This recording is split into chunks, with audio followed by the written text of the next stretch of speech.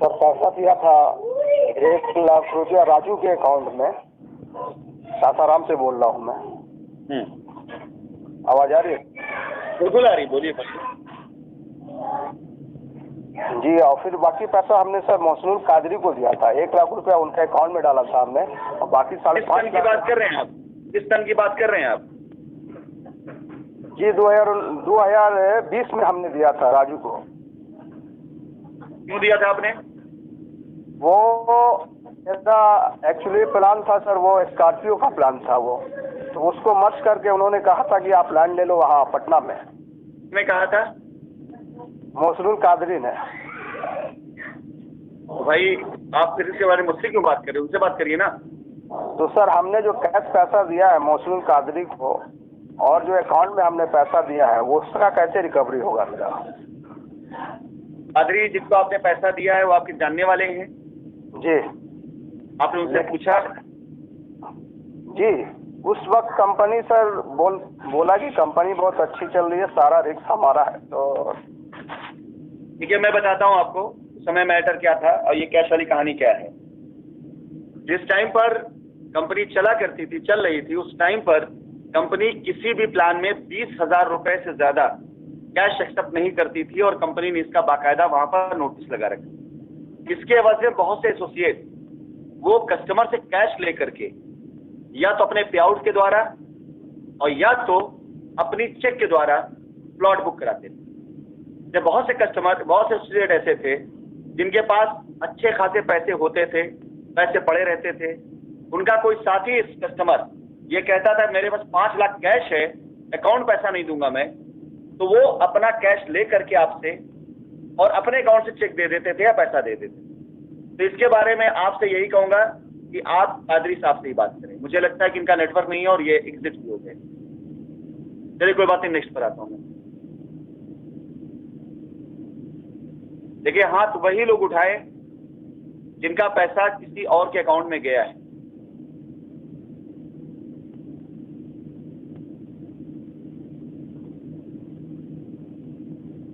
फरीदुर रहमान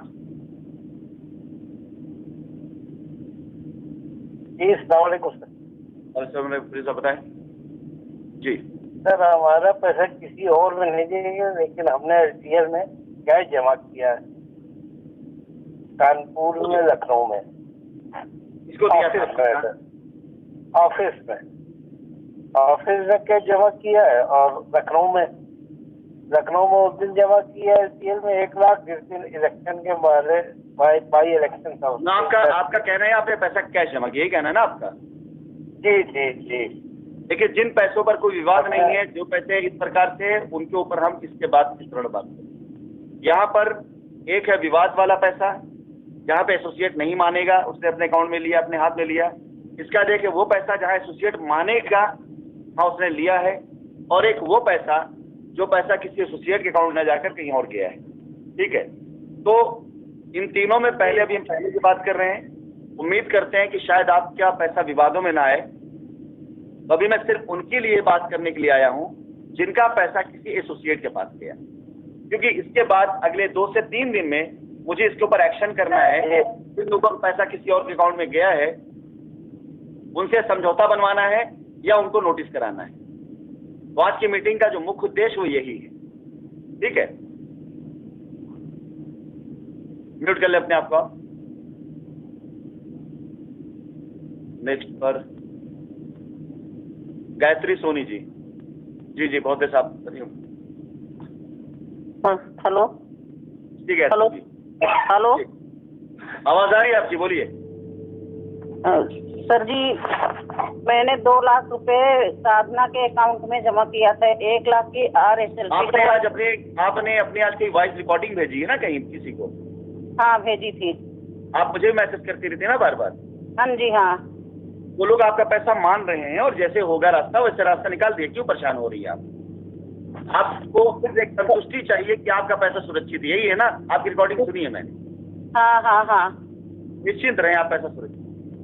अच्छा, और सर जी जो है मुझे बिटिया की शादी करनी, कब तक मिलेगा और कितना मिलेगा ये बता दो। अभी कुछ नहीं बता सकते। आपकी बिटिया की जल्दी से शादी हो, आशीर्वाद मेरा भी रहेगा, कोशिश रहेगी जल्द से जल्द हो जाए। देखिए हम लोग भी कहीं ना कहीं पर बंधे हैं, हाथ बंधा हुआ है। आपका कई मैसेज मेरे पास आया, मैं मैसेज सब पढ़ लेता हूँ, आपको लगता है मैं नहीं पढ़ता, मैसेज सबका पढ़ता हूँ मैं, ठीक है। आपने बल्कि आज रिकॉर्डिंग में कहा भी आपने ये है कि मैसेज पढ़ते भी नहीं, खाली देखो कर लेते, मैं सब पढ़ता हूँ मैसेज, और आपकी आवाज से मैंने पहचान लिया आपको तुरंत, ठीक है। ये राशिद नसीम अपने शाहीन परिवार की हर चीज को जानता है, हर दर और दीवार को जानता है। निश्चित रहे सर, जो कॉइन लिया था उसका भी कोई वो सब साधना और विजय आपसे बात कर लेंगे, आप चिंता नहीं, ठीक है। फिर बहुत बड़ा पैसा आप लोगों नहीं बात कर लेंगे। सर जी मेरे लिए तो 7-8 साल की कमाई है सर। ये कोई बात नहीं, आपके लिए 7-8 साल कमाई, मेरे लिए आप सब लोगों को कर्जा मेरे सर, ठीक है। जहां रास्ता निकल रहा है वहां पर मैं सहयोग दोनों पार्टी करूं, दोनों पक्ष को करूं। जहां एसोसिएट इस बात को मान रहा है कि हाँ हमारे पैसा हम दे देंगे, या हमने पैसा कंपनी अकाउंट दिया, मैं एसोसिएट के साथ दूंगा, ठीक है। आप दोनों लोग आपस में बातचीत करके निश्चिंत रहें, कोशिश होगी जल्दी हो जाए, जैसे होगा आपका काम हो जाएगा, निश्चिंत। चलिए मैं आपको म्यूट कर रहा हूं, अब आप आगे मैसेज मत करिए किसी को, आपके मैसेज बहुत आते रहते हैं।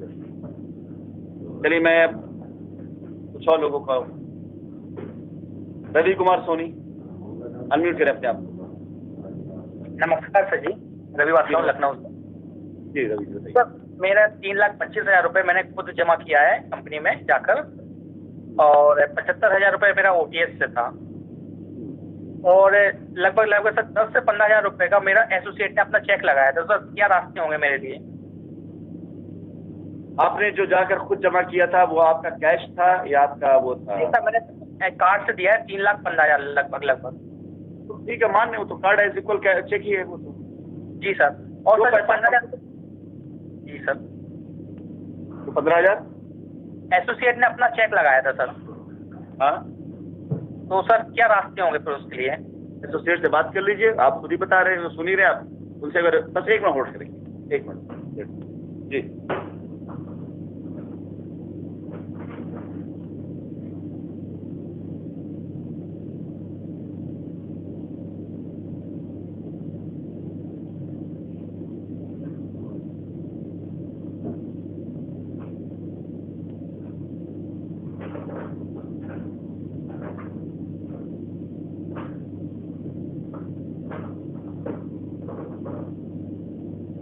हाँ, एसोसिएट का जो पैसा आपने उनके अकाउंट में दिया है सर, आप एक बार उनसे बात कर लें, क्या, और वो पैसा कंपनी अकाउंट में अगर आया हुआ है आप उनसे एक लिखित वो कर लें कि आपका पैसा उन्होंने कंपनी में दे दिया है। और 2 रास्ते हैं, अगर आप उनके ऊपर बिलीव है पूरी तरीके से, तो आप जो है उनसे ये ले करके एफिडेविट ले करके रख लिए अपने पास में, और जब कंपनी की तरफ से मध्यस्थता होगी, ये डेफिनेटली होगी क्योंकि इसका लीगल फाइनल यही आता है, मध्यस्थता ही आता है, ठीक है। अगर कंपनी देने को तैयार है, कस्टमर पैसा लेने को तैयार है, दोनों के बीच एक मध्यस्थता बैठाई जाती है, और आपका दिया गया पैसा वहां वेरीफाई होता है, कंपनी वेरीफाई करती है, और आपका पैसा, आपकी जमीन आपको दी जाती है। लेकिन वही पैसा जो वेरीफाई होगा, जो वेरीफाई नहीं हो पाएगा उसकी जिम्मेदारी कंपनी की नहीं होगी, ठीक है। तो आप अपने एसोसिएट से एक एनओसी ले लीजिए, अगर वो एसोसिएट एनओसी दे देता है तो बहुत अच्छी बात है, सो फॉर सो गुड, नहीं देता है तो उसको नोटिस कर दीजिएगा, ठीक है। ये इसका रास्ता है। जैसे बता रहे कि बिजली विभाग अगर नगर निगम अगर आपको नोटिस करता है तो इसलिए नहीं करता है कि आपको विरोधी समझ रहा है, बल्कि वो अपनी एक्शन लेने से पहले एक लीगल फॉर्मेलिटी वो पूरी करता है।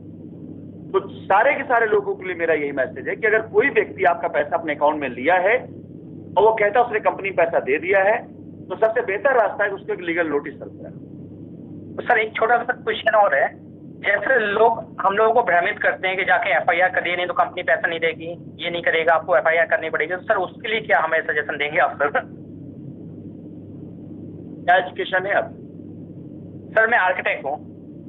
आर्किटेक्ट, तो आपको कुछ आइडिया है कानून का? सर है, तभी आज तक हम वेट कर रहे हैं, क्योंकि हमें पता है कानून में जाने के लिए इतने सारे लीगलिटी आ जाएंगी कि हमें सभी लग जाएंगे 10 साल। नहीं, देखिए कानून गलत नहीं है, कानून एक ऐसी व्यवस्था है जो जब FIR होती है तो FIR होने से लेकर चार्जशीट जमा होने तक कानून सिर्फ FIR करने वाले की तरफ देखता है, उसकी ध्यान रखिएगा, सभी लोगों के लिए कह रहा हूं मैं, जो आज चल रहा है कोर्ट में, एफआईआर होने से लेकर जो भी आईओ है, इन्वेस्टिगेशन ऑफिसर है, जब तक वो रिपोर्ट नहीं लगा देता तब तक सारी की सारी गेंद जो होती है वो उस व्यक्ति के हाथ में होती है जिसने एफआईआर कराई है। वो जो चाहे वो आरोप लगा दे। अगर एफआईआर लिख गई तो वो जो चाहे वो आरोप लगा दे, झूठा सच्चा जो चाहे सब आरोप लगा दे। जांच एजेंसियां या इन्वेस्टिगेशन ऑफिसर कभी भी उसे ये कह के डिनाई नहीं करते नहीं तुम झूठ बोल रहे हो, लिख लेंगे सब, उसके आधार पर जांच करेंगे। ठीक है, जांच में जो चीज पाई जाती है, आप लाख पेपर छपवाते रहे कहते रहे, वो साक्ष्य जिसके साथ लगेगा प्रमाण उसी के साथ उसको लगाएंगे। क्यों? मैं आपको बता दूं जानकारी के लिए कि यदि किसी जांच अधिकारी के द्वारा की गई जांच गलत निकल जाती है और कोर्ट में चैलेंज कर दिया जाता है और यह साबित होता है कि जांच अधिकारी ने जांच प्रक्रियाओं को सही से नहीं किया, तो उसके प्रमोशन के ऊपर बात आ जाती है। ये ध्यान रखिएगा, रेड कलम चल जाती है। इसलिए जांच अधिकारी सुनता सब है, एफआईआर करने वाले को डर ना लगे इसलिए उसकी सब बात को सुनेगा, हर बात में हाँ करेगा। क्यों? क्योंकि ये एफआईआर करने वाले का अधिकार है। तो जांच करने वाला व्यक्ति, पुलिस अधिकारी जो भी हो, चाहे एजेंसी हो, वो उस व्यक्ति की बात को तब तक पूर्ण रूप से सुनेगा जब तक जांच पूरी नहीं हो जाती। और जब जांच पूरी हो जाएगी तो जब साक्ष्य के साथ चार्जशीट लगेगी फिर उस पर शुरू होती है बहस। अभी जो कोर्ट में बहस नहीं चल रही है, अभी कोर्ट में सिर्फ जांच अधिकारियों को आदेश दिया जा रहा है कि जांच करके लाएंगे। अभी हमें नहीं सुना जा रहा है। जब फाइल आ जाएगी, फाइल में जो आरोप लगाए जाएंगे, अगर वो आरोप सही होंगे, साक्ष्यों के साथ होंगे तो ठीक है, हमारा वकील उन्हें काट नहीं पाएगा। लेकिन अगर कोई आरोप गलत हुआ तो बारी हमारे वकील। फिर वहां पर अगर 60,000 करोड़ का आरोप लगा हमारे ऊपर और कोर्ट में 60,000 करोड़ के आरोप का सबूत नहीं दिया गया तो हमारा वकील सवाल करेगा कि मिलॉर्ड ये आरोप क्यों लगाया गया था फिर हमारे ऊपर? ये तो वहम फैलाने के लिए किया गया था। आपके सामने आएंगे, मैं आगामी दिनों में कोर्ट की सारी प्रक्रियाएं बता रहा हूं आपको। इस 60,000 करोड़ का आरोप जो हम पे लगा, अगर जांच अधिकारी 60,000 करोड़ का दस्तावेज नहीं दे पाए तो पहला सवाल हमारे वकील का यही होने वाला है कि फिर 60,000 करोड़ का फिगर आया कहां से? क्षमा करिए, आपका जवाब इसके बाद मिलेगा, लेकिन मैं थोड़ा सा आपको ब्रीफ कर देता हूं। इस 60,000 करोड़ फिगर आया कहां से? ये जवाब देना पड़ेगा अपोजिशन लॉयर को, ये जवाब देना पड़ेगा जांच अधिकारियों को। फिर ये साबित हो गई 60,000 करोड़ नहीं साहब, 1,000 करोड़ था, 500 करोड़ था, 200 करोड़ था, 100 करोड़ था। तो सवाल ये होता है कि ये 60,000 करोड़ का अफवाह फैलाया इसीलिए गया ताकि कस्टमर को भ्रमित किया जा सके और लूटा जा सके। ये आने वाले टाइम में कोर्ट की मैं आपको पूरी प्रक्रिया बता रहा हूं, आप देखिएगा यही निकल कर आने वाले। फिर अगला सवाल कि लंदन में कौन सा ऑफिस हमारा है जो आरोप लगाया गया, जो अखबार में छापा गया, कौन सा पैसा साउथ अफ्रीका गया, ये सारे आरोप हम पे लगे हैं, जिसको पढ़ पढ़ के अखबारों में आज लोग खुश होते हैं कि ये हो गया वो हो गया। ये सारे आरोप साबित करने पड़ेंगे। अब जब साबित नहीं कर पाए तो अगला सवाल ये होगा कि फिर आखिर लायबिलिटी है किसकी? लायबिलिटी अगर आपकी 1 लाख रुपए की है तो 1 लाख रुपए की लायबिलिटी आपका मान रहे साहब, ठीक हो गई बात। अब आप कहते हैं मेरी 1 लाख की लायबिलिटी, लेकिन मैंने 50,000 राशिद जी को दिया और 50,000 मैंने एसोसिएट को दिया, तो जो एक्शन राशिद जी के साथ एक्शन क्यों नहीं हुआ? फिर एफआईआर में आपने उसकी नाम क्यों नहीं डाला? अगर राशिद जी दोषी है, कंपनी दोषी है, तो उसी मद में, उसी एवज में पैसा एसोसिएट ने भी तो लिया है। तो ये बहुत लंबी प्रक्रिया इसलिए हो जाती है। क्यों? क्योंकि लोग जांच में गलत चीजें देते हैं, गलत तथ्य देते हैं। अगर पहले दिन सही तथ्य दे दिया जाता कि मैंने 1 लाख रुपए दिए, केस के प्रूफ है, मुझे मेरा पैसा दिया जाता है, जांच में निकलता हाँ साहब ये आपने 1 लाख रुपए दिए, आपका बैंक प्रूफ है, कंपनी में आया है, हम भी कहते साहब आया है, खत्म, मामला वही निपट जाता। लेकिन जांच इसलिए लंबी चलती मेरे भाई क्योंकि जांच में चीजें वो मिलती ही नहीं जो डाली गई। अब आप 60,000 करोड़ तलाशेंगे, कहां मिलेगा 60,000 करोड़? आप तलाशेंगे पैसा साउथ अफ्रीका, अरे मैं कभी साउथ अफ्रीका नहीं गया, पैसा कहां चलेगा साउथ अफ्रीका? मतलब मैं गया ही नहीं, पैसा पहुंच गया साउथ अफ्रीका। बताएंगे लंदन पैसा चलेगा, मैं कभी लंदन नहीं गया, पैसा कहां से चला जाएगा? जांच इसलिए लंबी चल जाती है। खैर आफ्टर ऑल आप उनको भाई साहब को जिन्होंने कहा है एफआईआर वाले हैं, उससे आपकी बुद्धि विवेक है। हमें इतनी एफआईआर भेज दिया, हमारे ऊपर लोगों ने कर दिया है कि अब 2, 4, 10, 20, 50 और हो जाए में कुछ फर्क नहीं पड़ता। नहीं सर, ऐसे लोग ना भ्रमित कर देते हैं जाके, बहुत से लोगों को, एक लोग की जगह 50 लोग भ्रमित होते हैं। देखो मेरी जिंदगी में जो घटनाएं घटी वो मेरे जीवन के फेज हैं। These all are part of life. मेरी मौत नहीं होगी, लेकिन नुकसान किसका हुआ? कस्टमर का। नुकसान उन लोग, आप लोगों। These all are part of my life.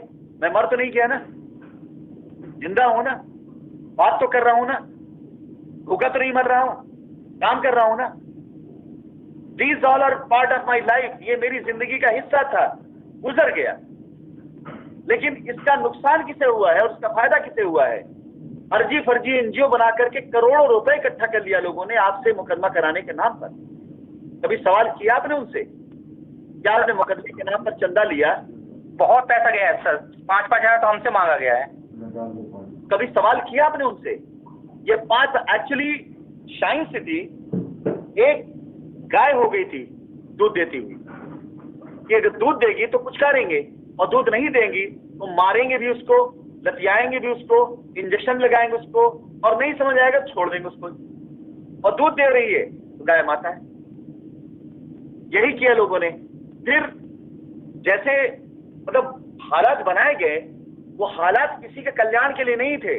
वो हालात लोगों, जैसे भाई साहब ने कहा ना कि 60-40 की रेशियो कर लायबिलिटी खत्म कर देंगे, 40 आपको देना पड़े, 60 मैनेज करेंगे। अरे साहब क्यों मैनेज कर रहे हो भाई? हमसे परमिशन नहीं मांगा गया है, लेकिन हम कभी एग्री नहीं हुए, क्योंकि जब तक आपकी वॉइस नहीं आती थी हम कभी एग्री नहीं होते थे सर किसी चीज के लिए। और मैं एक बात बताऊं आपको, ये सारे लोग खींचेंगे, क्योंकि जब अब मैं मुकदमा लड़ने आ रहा हूं तो ये जो मुकदमे इतने लंबे चले हैं, इसके पीछे मोटिव क्या है? हमेशा ध्यान रखिएगा, कानून हमेशा 2 बातों पर फैसला करता है। हर क्राइम के पीछे मोटिव चेक किया जाता है कि मोटिव क्या था। जिस दिन ये आ गया कोर्ट के अंदर कि कंपनी 60,000 करोड़ लेके नहीं भागी है, जिस दिन ये आ गया कि कंपनी ने कोई भी पैसा विदेश नहीं भेजा है, जिस दिन ये आ गया कंपनी ने गबन नहीं किया है, जिस दिन ये आ गया कंपनी के बारे में जो आरोप है गलत है, तो एक सवाल हमारी तरफ से होगा कि अगर सब कुछ झूठ था तो मोटिव क्या लोगों का था? अफवाह उड़ा था। तो मोटिव में हर वो आदमी को नोटिस जाएगी, और मैं करवाऊंगा जिसने कहीं भी किसी कस्टमर की लायबिलिटी अपनी साइड उतारी, कि आप होते कौन हैं? अपनी खुद की साइड चलाकर कंपनी को बदनाम करने वाले लोग। उनकी वजह से हाईकोर्ट जैसी संस्था, मुख्य न्यायाधीश जैसी कुर्सी, और डायरेक्टर लेवल के एजेंसीज के लोग, अधिकारी इस पूरी व्यवस्था में इन्वॉल्व है। आपको पता है कि एक दिन का कोर्ट का खर्चा कितना आता है? अगर एजेंसी को ऑर्डर किया जाता है कि एजेंसी दौड़ दौड़ कर गिरफ्तार करती है लोगों को, जांच करती है लोगों से, कितना खर्चा आता है? जेल में 50 लोगों को ठूस दिया, महीना 2 महीना 6 महीना साल भरे लोग वहां खाना खा रहे हैं, वहां रह रहे हैं, खर्चा कितना आता है इसके ऊपर? ये सरकारी खर्चे होते हैं, इन गधों को पता तक नहीं है इसके एक्शन और रिएक्शन क्या हो सकते हैं। सर हमारे सामने ही आज इस बार में सर सोफा तोड़े गए हैं, कुर्सियां तोड़ी गई हैं, हमारे आंखों के सामने तोड़ा गया है। इसने तोड़ा उसने होगा जिसका इन्वेस्टमेंट ना होगा कहीं, जो कस्टमर को दिखाने के लिए तोड़ा हो। जी सर। कहा जाता है ना, ताला लगा देते थे, जो कस्टमर अंदर एम्प्लॉय होते थे, सब हमारे आंखों सामने हुआ है सर ये सब। सच को केवल चुप रहना पड़ता है, और झूठ को साबित करने के लिए बार बार जोर जोर बोलना पड़ता है, नारा लगाना पड़ता है, धरना देना पड़ता है। ये जो हुआ है ना, झूठ को साबित करने के लिए सोफा तोड़ा गया, ताला बंद किया गया, एक बंदा तो गया मिट्टी का छिड़क क्या लगाना अपने ऊपर। हाँ सर, आपने, आप क्या लगता है आग लगा लेता अपने आप को? सर कभी नहीं, कभी ना। ये भय व्याप्त, सिर्फ दिखावा, भय व्याप्त करने, सिर्फ दिखावा। जी सर। क्योंकि अगले दिन ये खबर में जाना था, लोगों में जाना था कि ये सब होने लगा है। इन्हीं वजह से चीजें हुई हैं। चलिए खैर, मैं आपको म्यूट कर रहा हूं, अभी और लोगों को मुझे मौका दूंगा। और अंत में मुझे अपना फाइनल स्टेटमेंट देना है कि मैं आगे आप लोगों के लिए क्या करने जा रहा हूं। विमल कुमार, अच्छा विमल गुप्ता जी, चलिए मैं अनम्यूट करता हूँ। हाँ जी विमल जी, अनम्यूट करिए अपने आप। नमस्कार जी नमस्कार विमल जी। आवाज आ रही है, बिल्कुल आवाज आ रही है। सर मेरा सर प्रॉब्लम ये है सर कि मैंने टैक्स अच्छा दिया, वो आगे विभागों को दिया सर, प्रेसिडेंट के वो कब दिया था? आवाज आ रही सर? आ रही, कब दिया था? सर 18 में भी कुछ पैसा गया, 19 में गया है, 20 में गया है, अब वो इस समय चले गए अंदर जेल में। तो हो गया फिर, तब तो आपको पैसा मिल जाना चाहिए, तो अंदर चला गया। अब क्या चिंता है? नहीं सर, हमने तो देखा ये नहीं है। एक सवाल कुछ आपने नहीं दिया है, मैं तो उनकी बात करता हूँ जो जिसके FIR पे गया होगा अंदर, वो तो मिल तो गया ना पैसा, सजा मिल गई ना बंदे को। मुझे सवाल एक साल से ऊपर हो गया आर्यन को अंदर गए हुए, उसने भी कंपनी गालियां दी है, ऐसा नहीं मेरे बहुत पैसा उसने कंपनी नाम उठाया है, गबन किया है। सवाल मेरा आपसे सभी से, जो लोग FIR कराए, जिसके FIR से ये लोग अंदर गए, उससे वो लोग खत्म हो गए, फिर सजा मिल गई, उसको अब क्या के लिए परेशान हो रहे हैं?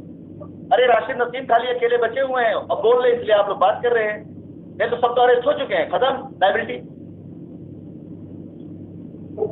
अगर आज के टाइम देखा जाए तो अकेले मैं बचा हूं, मैं तो बार बार अपने वकीलों को बोलूंगा कि भाई साहब आप बताओ मुझे सही टाइम मैं कब आऊं और आकर के 2-4 महीने अंदर बैठ करके अपनी पूरी 1000 करोड़ की संपत्ति को बचाऊं। अब सवाल ये है कि 60 लोगों पे FIR, 59 लोग अंदर चले गए, पैसा मिल जाती है सबका। तो मैं क्या जवाब दूं आपके सवाल? कितना पैसा दिया था? क्या रास्ता बताया? वही रास्ता लगभग जितना पैसा मेरा गया